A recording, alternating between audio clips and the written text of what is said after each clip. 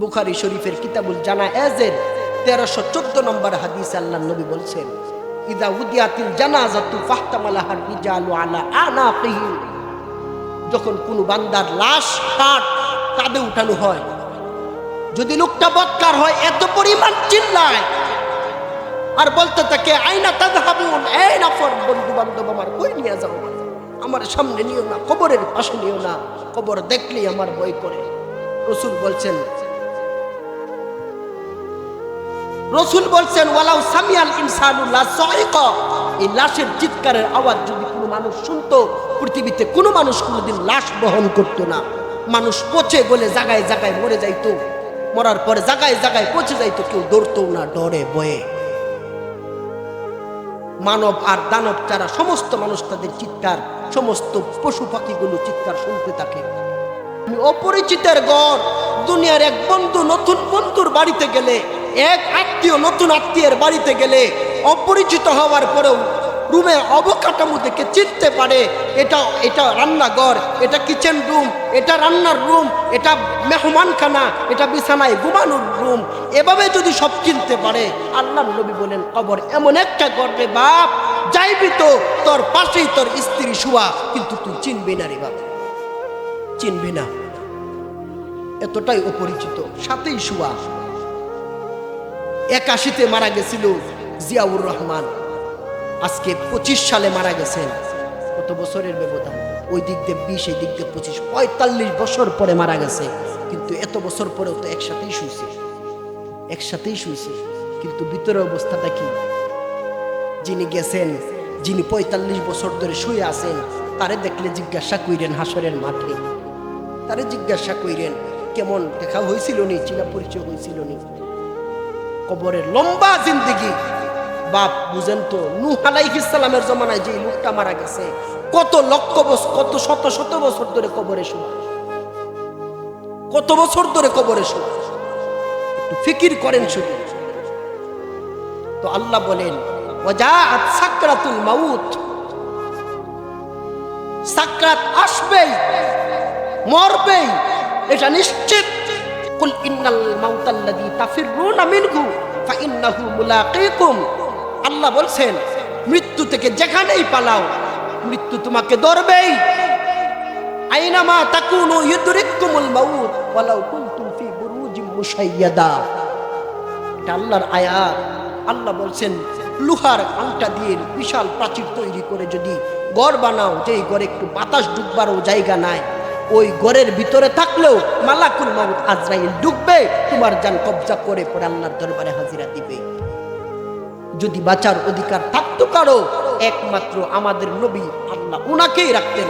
উনাকেই যখন রাখলেন না, তুমি আর থাকবা কেমনে রে? মালাকুল মাউত আজরাইল আলাইহিস সালাম পৃথিবীর শেষ লগ্নে আল্লাহ যখন হুকুম করবেন সকলের জান কবজা করে হাজিরা দাও, সবার জানের শেষে এক পর্যায়ে আরশ বহনকারী 8 জন ফেরেশতার জান কবজা করবার হুকুম পাবে।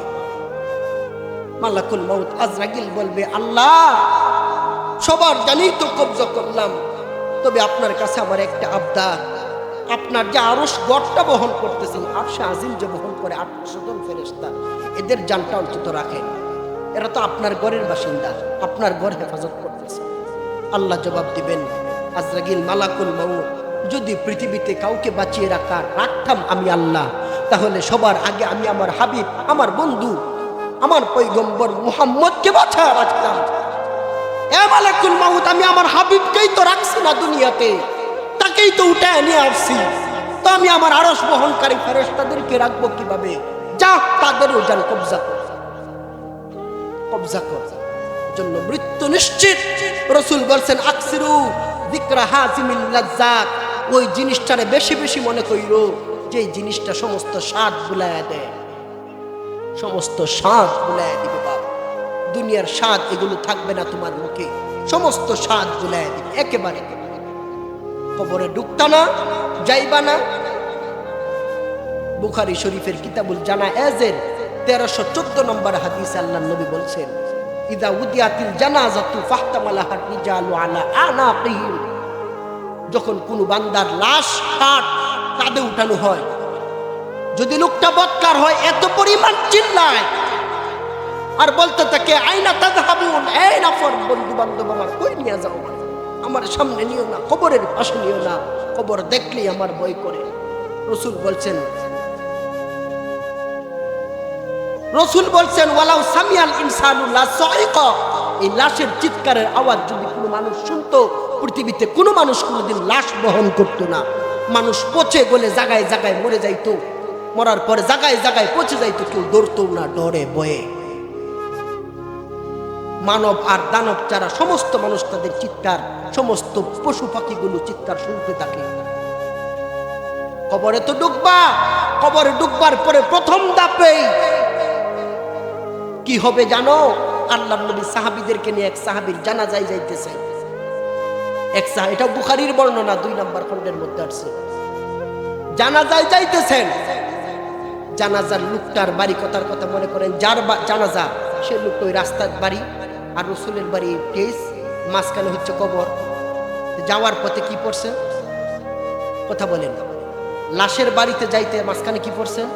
কবর পড়ছেন। কবর খনন করা হয়ে গেছে। আল্লাহর নবী কবরস্থানের কাছে গিয়া দাঁড়াইছেন, কবরের উপরে মাথাটা নিয়ে কবরস্থানের ভিতরে তাকাইছেন।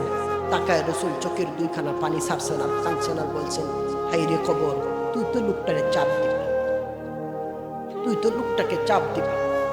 আল্লাহর নবীর সাহাবীরা যারা সাথে ছিল, জানাজা পড়তে সাথে গেছেন, ওই সাথের সাহাবী যারা ছিল তারা কাঁদতেছেন আর বলতেছেন, আল্লাহর নবী এটা কেমন কি বললেন? যার জানাজায় যাচ্ছি সে তো একজন সাহাবী, কি সে তো একজন সাহাবী, তাকে কবরে চাপ দিবে এটা কেমনে বললেন? এটা কেমনে সম্ভব? রসুল বললেন, শুনো আমার সাহাবীরা, আমার কবরের আযাব থেকে যদি কেউ বাঁচতে পারত তাহলে সবার আগে আমার সাদ ইবনে মুআজকে আল্লাহ বাঁচাইতেন। যেই সাদ ইবনে মুআজ খন্দকের যুদ্ধে শাহাদত বরণ করেছিল, তার এত মর্যাদা। বুখারীর বর্ণনা, রসুল বলেন, হাদাল্লাযী তাহাররাকা লাহুল আরশু ওয়া ফুতিহাত লাহু আবওয়াবুস সামাই ওয়া শাহিদা লাহু ৭০ আলফাম মিনাল মালাইকা। আল্লাহর নবী বলেন, সাহাবীরা আমার শুনো, আমার সাদ ইবনে মুআজের এত মর্যাদা, এত মর্যাদা। আমার সাদ ইবনে মুআজ যখন শাহাদত বরণ করছে, রসুল বলেন আমার সাদের ইন্তেকালের কারণে আল্লাহর আরশে মুআল্লা কাঁপছিল, আমার আল্লাহর আরশ কেঁপে উঠছিল। ওয়াফতিহাত লাহু আবওয়াবুস সামাই, আমার সাদ ইবনে মুআজ যেদিন শাহাদত বরণ করছে, ওই দিন 7 আকাশের সমস্ত গেটগুলোকে খুলে দিয়েছিলেন আল্লাহ। আর ফেরেশতারা রাস্তায় রাস্তায় অপেক্ষা করতেছিল, কিছুক্ষণ পরে সাদ ইবনে মুআজের দেহ আসবে, রূহ আসবে। ওয়া শাহিদা লাহু ৭০ আলফাম মিনাল মালাইকা। বুখারীর বর্ণনা, বাপ আমার, বন্ধু আমার, দুস্থ আমার। রসুল বলেন সাদের 3 নম্বর বৈশিষ্ট্য, সাদের জানাজায় আল্লাহ তাআলা আকাশ থেকে জান্নাতি ৭০,০০০ ফেরেশতা তার জানাজায় দিয়েছিল। কত মর্যাদা হইল! এক আল্লাহর আরশ মুআল্লা কাঁপছিল, এত মর্যাদা। 7 আকাশের সমস্ত গেটগুলোকে খুলে দেওয়া হয়েছিল, এত মর্যাদা।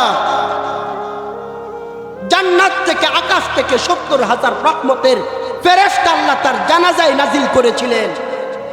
এত মর্যাদাবান হওয়ার পরেও আল্লাহর নবী কাঁদছেন আর বলছেন, আমার সাহাবীরা, লাকাদ যুম্মা যুম্মাতান সুম্মা ফুররিজা আনহু সুম্মা ফুররিজা আনহু সুম্মা ফুররিজা আনহু।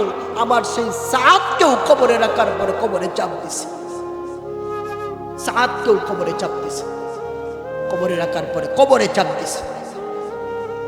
রসুল জানাজা শেষ করে বাসায় ফিরলেন, আম্মা জান আয়েশার কানে এই আওয়াজটা গেছে। জিজ্ঞাসা করলেন, আম্মা জান আয়েশা, রসুল এটা আপনি কি বললেন? তাহলে আমি যে আপনার বিবি, আমার কি মর্যাদা? আমরা যে সাহাবায়ে কেরাম ঈমান আনছে তাদের কি লাভ হইল ঈমান আনিয়া? খাদিজাতুল কুবরা যে আপনার বড় বিবি, তার কি মর্যাদা? সাইয়্যিদা শাবাবে আহলিল জান্নাহ হাসান হুসাইনের আম্মা ফাতেমাতুজ জাহরার কি মর্যাদা? কবরে ঢুকলে যদি চাপেই দেয়। আল্লাহর নবী আম্মা জান আয়েশারে বলছেন, আয়েশা, কবরে চাপ দিবে, তবে নেককার ব্যক্তি আর বদকার ব্যক্তির চাপের মধ্যে আকাশ পাতাল ব্যবধান হবে। একটা লোক সারা রাত্রি না ঘুমাইলে পরে মাথার মধ্যে হালকা ব্যথা হয়, এই লোকটার মাথার মধ্যে যদি কোনো সেবক রে দিয়া, খাদেম রে দিয়া, স্ত্রী রে দিয়া মাথা মেসেজ করায়, চাপ দেওয়ায়, এই চাপে কি ব্যথা পায় না আরাম পায়? আল্লাহর নবী বললেন, আয়েশা, মাথা ব্যথা বিশিষ্ট ব্যক্তির মাথায় চাপ দিলে যেমনি ভাবে মাথায় আরাম লাগে, নেককার ব্যক্তিকে কবরে রাখার পরে যে চাপটা দিবে, এই চাপে তার আরামেই লাগবে, আরামেই লাগবে। আম্মা জান আয়েশা এবার বললেন, তাহলে বদকার ব্যক্তির অবস্থা কেমন হবে আল্লাহর নবী? রসুল বললেন, ছোট্ট একটা মুরগির ডিমের উপরে যদি বিশাল বড় একটা পাথর, মনের মন ওজন একটা পাথর যদি একটা ডিমের উপরে রেখা দেয়, এই ডিমটার অবস্থা কি হবে? হযরত আম্মা জান আয়েশা চোখের পানি ছাড়লেন আর কাঁদতে লাগলেন আর বলতে লাগলেন, রসুল এটা কি বললেন? ওই ডিমের কোনো নাম নিশানা গন্ধ তো খুঁজে পাওয়া যাইবে না। আল্লাহর নবী বললেন, শুনো আমার আয়েশা, কোনো বদকার ব্যক্তিকে কবরে রাখলে পরে কবরে এভাবেই চাপ দিয়া তার ডান পাজরের হাড়গুলো বাম পাজরে ঢুকায় দিবে, বাম পাজরের হাড়গুলো ডান পাজরে ঢুকায় দিবে। আল্লাহ বুঝায় দিবেন, কবরের প্রথম ঘরটায় দুনিয়াতে সুখ দিয়েছিলাম তো, নিদর্শন দেখাইছিলাম তো, নিয়ামত দিয়েছিলাম তো, আমি আল্লাহর পথে ডেকেইছিলাম তো, মানলি না যখন, তো প্রথম ঘন্টায় বুঝে না সত্যিকারে।